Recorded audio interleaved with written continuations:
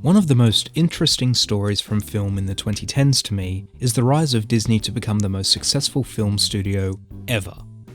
14 of the top 20 highest grossing films of the decade belong to Disney. But while the success of the Marvel, Star Wars, Pixar and other Disney animated films is expected, Disney also discovered the winning formula of just remaking their own classic films, sadly. But not all of Disney's films were successes, and today I want to focus on one in particular that fascinates me. 2015's Tomorrowland. When I say Tomorrowland fascinates me, I also mean it really frustrates me. I don't think I'm alone in this, because it has a 50% critic average and 49% audience average on Rotten Tomatoes, a 6.4 out of 10 on IMDb, and a 2.7 out of 5 on Letterboxd. While Tomorrowland has its defenders, it's clearly a film that people are pretty split down the middle on. The initial concept of this film came from Damon Lindelof. As Disney had previously made the Pirates of the Caribbean films based off the IP of their theme park rides, Lindelof had the idea to make a film to do with Tomorrowland, which is one of Disney's themed lands within their various theme parks. The idea of doing a sci-fi adventure film connected to the history of Disney sounds like a neat concept. That said, Damon Lindelof was writing. I honestly don't want to be mean-spirited here because he genuinely seems like a really nice guy, but his resume honestly speaks for itself. That said, maybe it could work. It would sure seem that way when Brad Bird was hired to direct. I think all of Brad Bird's other films are pretty great. The Iron Giant and The Incredibles are tremendous, Ratatouille is a really fun film, and Mission Impossible Ghost Protocol was my favourite Mission Impossible film until Fallout was released. If Lindelof's resume was a turnoff, Brad Bird's was the opposite for me. I first discovered this film was happening when the teaser trailer was released. A young girl is collecting her possessions after she was arrested. She sees how crappy times are in a news report on the TV. She finds she has a pin in her possession. The pen! Which transports her to another place. Boom! Intrigue. As it continues, we get a voiceover from George Clooney as the girl touches the pin again, gets transported back to the wheat field, sees a futuristic city in the distance, the music swells, and George Clooney asks us if we want to go there. You want to go? We get the title, the logo, and someone on a jetpack flies past for a quick second and it's done. While a film that looks like this isn't necessarily going to be for everyone, in terms of cutting together a piece of advertising with the purpose of creating intrigue, this one hits the nail on the head. Unfortunately, the entire film is also a teaser for visiting this world. You showed me a place that was amazing and incredible, and it was a lie! Now, to be fair, Brad Bird would explain in interviews leading up to the film's release that this was more of a road trip film to get to Tomorrowland. He would often compare it to The Wizard of Oz, about how that film wasn't about Dorothy and the Emerald City, it was about the journey to get there. Tomorrowland as a place was only going to be part of this story. A lot of it is the road to getting there. It's kind of like Wizard of Oz in that. You don't spend the movie dancing around Oz. You kind of go to Oz and then go away from Oz in Wizard of Oz. However, The Wizard of Oz doesn't start with an introduction to the Emerald City and how awesome it is, like Tomorrowland does. And the biggest problem of all with this comparison is that majority of The Wizard of Oz takes place in a fantastical world.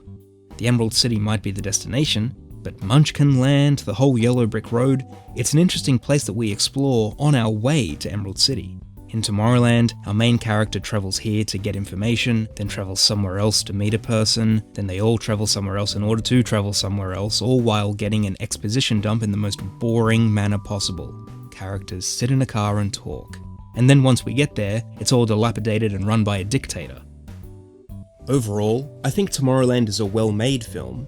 I love Brad Bird, I really do. He's a tremendous director whose work I'll always go out of my way to see. But this film just doesn't really work for me.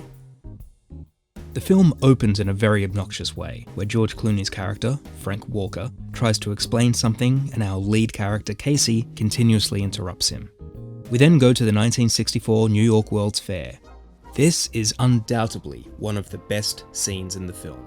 A great big beautiful tomorrow plays, practical sets, costumes and vehicles from the time period fill up the screen. It's all so colourful and vibrant and feels very authentic. It looks great. We meet young Frank Walker, who shows off his jetpack invention to a grumpy Hugh Laurie. We meet Athena, a young girl who Frank appears to be enamoured by. More on that later. And when Hugh Laurie asks how his invention could help the world, Frank replies, Can't it just be fun? Mr. Walker, please tell me you can do better than fun. After Frank is turned away, Athena gives Frank a pin. He sneaks onto It's a Small World, which is a secret entrance to the transportation they take to get to Tomorrowland. Frank nearly dies multiple times, but he makes his jetpack work at the last second.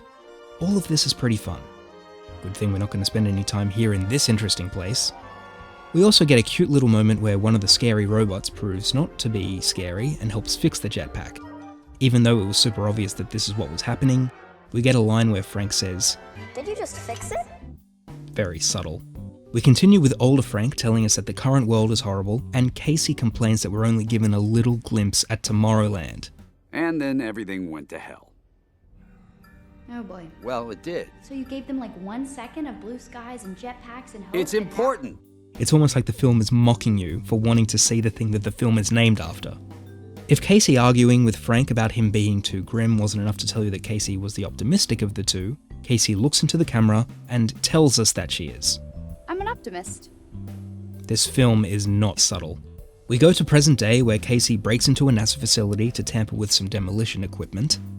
And if the spoon feeding the film has been giving you so far wasn't enough, Even the teeniest of actions could change the future. It's hard to have ideas and easy to give up. There are two wolves. One is darkness and despair. The other is light and hope. Which wolf wins? Whichever one you feed. do you understand the theme of the film yet? All of her teachers are teaching about how the Earth is doomed. A fun day at school, to be sure. Casey asks how we can fix it, and her teacher is just stumped. I get things are bad, but what are we doing to fix it? I love how the film treats this as if Casey has come up with an amazing rebuttal to her teacher, who was merely explaining 1984. Can we fix it? Sorry? I want to talk about Britt Robertson for a second. I think she's a good actress, but she was just the wrong casting choice to play a 16-year-old. I know teenage characters are often played by adults in films, but this one was a stretch. The film desperately tries to make her look younger by having her wear layers of baggy clothes, to the point where it almost comes across as a parody of an adult playing a teenager. It all looks really silly being done by an actress who is clearly a grown woman. So Casey tries to sabotage things again at the NASA base, but gets caught and arrested. And then we get the scene from the teaser trailer. We focus a very awkward amount of time on this fella, with no real payoff. Have I been here the whole time? I know. She of course touches the pin, The pen! and it plays out like the teaser, except she walks into something, which makes an incredible sound effect.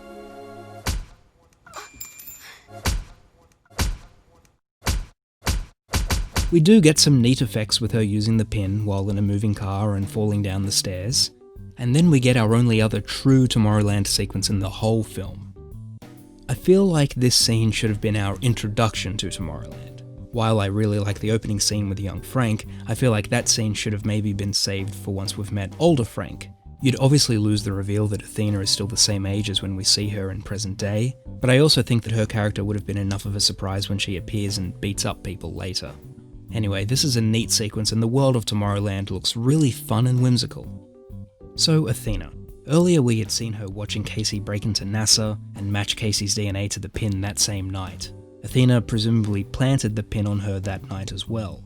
A whole day passes and Casey discovers the pin the following night after being arrested, and Athena then decides to show up and explain things to Casey the following day. So Athena left the pin in Casey's possession with a plan to follow up with her a day and a half later. Here's a pin that will transfer you to a magical place, but don't do anything rash like travel interstate until we've met you almost 2 days later. Casey travels to Texas after finding the pin on an eBay listing, and then we get this scene in the Easter egg store, where, God bless him, Brad Bird includes as many Iron Giant references as he can. Casey meets Katherine Hahn and Keegan-Michael Key wearing a pillow, and they explain Tomorrowland. It's real?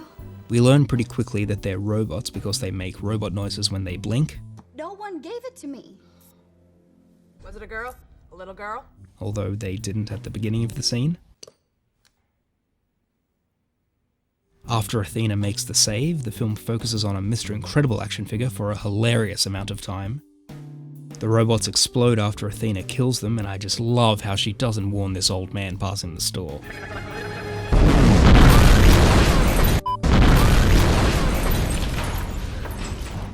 Athena explains that the robots are called AAs, audio animatronics. This is obviously a reference to appeal to the Disney fans, but it's amusing because audio animatronic is a trademarked Disney phrase, which kind of implies that Walt Disney built these murder robots, which is funny. Place I saw. It exists. Could have sworn we just went through this. It's real. Some more AAs show up at the blown up store, and these cops are freaked out by this robot head they found in the rubble. A robot head they found in a store filled with sci-fi paraphernalia. I'd understand thinking this was weird if you found this in a blown up laundromat, but there was all sorts of stuff in this store. I'd love to see the cops' reaction to finding a piece of frozen Han Solo. Found this just outside the window. Ever seen anything like it? What the hell? These robots then murder the cops in broad daylight. I know that people from Tomorrowland are under the impression that the Earth is about to die soon, but this seems a bit much. Athena eventually tells Casey that she's taking her to Frank Walker, who can get them back into Tomorrowland. We then see what I guess is Athena having a memory of she and Frank hanging out, but it's the sort of thing that should have been followed up by a reaction shot of present-day Athena, smiling in recognition of the memory or something. Instead, it's followed up with this.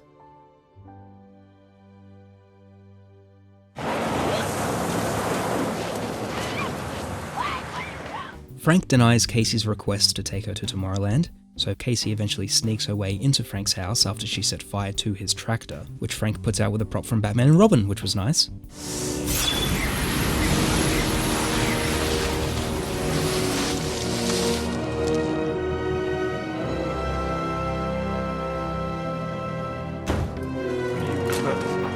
Casey discovers the doomsday clock that he built, which shows that the Earth only has 59 days before we all die. Casey says that she wouldn't believe Frank if he told her the exact time that she dies, because we make our own destinies, which causes his doomsday machine to go down to a 99% probability of global death. The message here is muddled to me. To jump forward for a second, we learn later in the film that the doomsday machine is actually broadcasting negativity into the whole world, thus feeding the Earth's pending doom. So is the idea that nobody in the world is trying to make things better because one person not accepting their fate was enough to flicker the machine? Robots come to kill Casey and we get one of the more exciting sequences in the film. There's a lot of creativity in the booby traps that Frank has around his house. Overall, it's a very well done sequence. After they escape, Athena shows up again, which begs the question as to why she left Casey to meet Frank alone in the first place, especially when, once again, a whole day has passed. Seriously, what the hell does she do? This leads to an idea the film presents that I legitimately think is interesting. It's very clear that young Frank at least had a crush on Athena. She was probably the first girl he ever loved. So adult Frank, being reunited with his old love, could be presented in a really creepy way. But I think the way that the film handles it, even through to the end of the film, is actually pretty sweet. Frank is conflicted in wanting to trust her when she clearly broke his heart. What happened to you two? He thinks I hurt him. No, you hurt a dumb kid that was stupid enough to Both George Clooney and Raffi Cassidy are pretty great and play this broken relationship really, really well. So our trio of characters teleport to France. Frank had warned that they'd lose 90% of their blood sugar. You're gonna lose 90% of your blood sugar in 1/100th of a second, and you're gonna wish you were dead. So he has Coke ready in the fridge. There's Coke in the fridge. A fridge that nobody has visited for 25 years. There is still a receiver there. Say Jack! How long ago was that? 25 years ago. Then we learn that there's a secret rocket ship hiding underneath the Eiffel Tower. This leads us to one transportation sequence too many. I'm honestly usually pretty willing to put aside logic in sci-fi or fantasy films, but it does feel like a pretty big oversight that this rocket ship was ready to launch when presumably it hadn't been touched since before the Eiffel Tower was built. I could see in development people getting really excited by the concept of a rocket living underneath the Eiffel Tower, but I honestly think Frank developing a secret makeshift portal to Tomorrowland, much like the one that transported them to France, would have been slightly more interesting than how over-the-top this rocket ship is. Well, you've certainly caused quite a commotion by launching an antique rocket ship out of the Eiffel Tower. Oh no. Hugh Laurie is me. So, Casey discovers just how doomed the Earth is, but she figures out that the Doomsday Machine is projecting this pending doom into people's minds. Frank calls out Hugh Laurie for being the one that's behind it, and we get this speech. To save civilization, I would show its collapse. But how do you think this vision was received? How do you think people responded to the prospect of imminent doom? They gobbled it up. They didn't fear their demise. They repackaged it. It can be enjoyed as video games, as TV shows, books, movies. The entire world wholeheartedly embraced the apocalypse.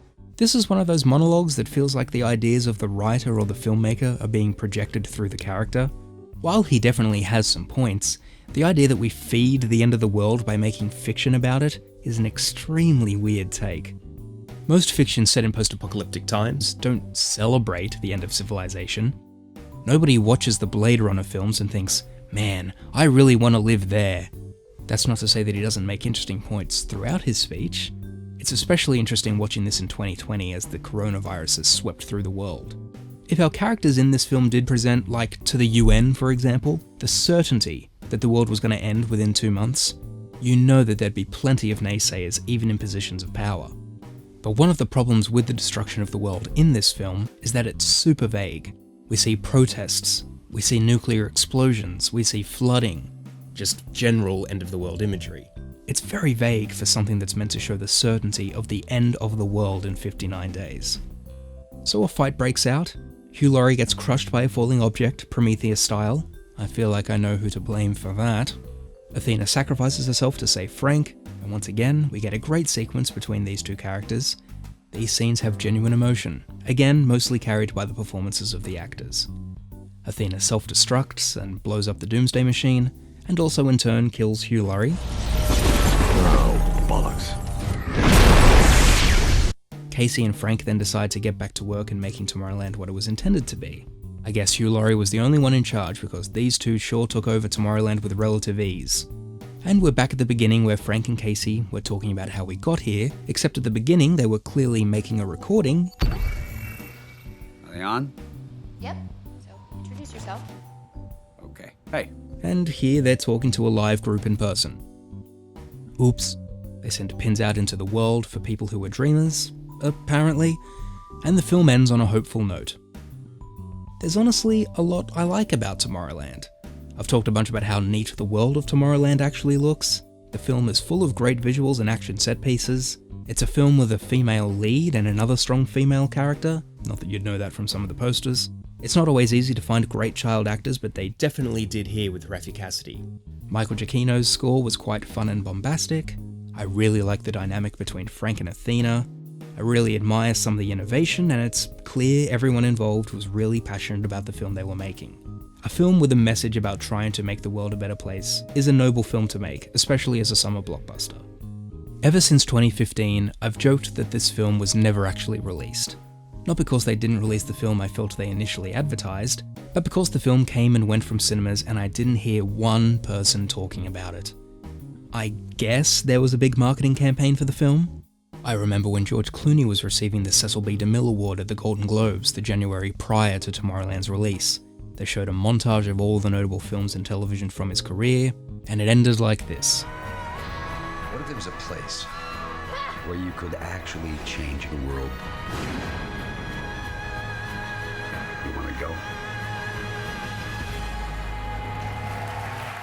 That's kind of depressing.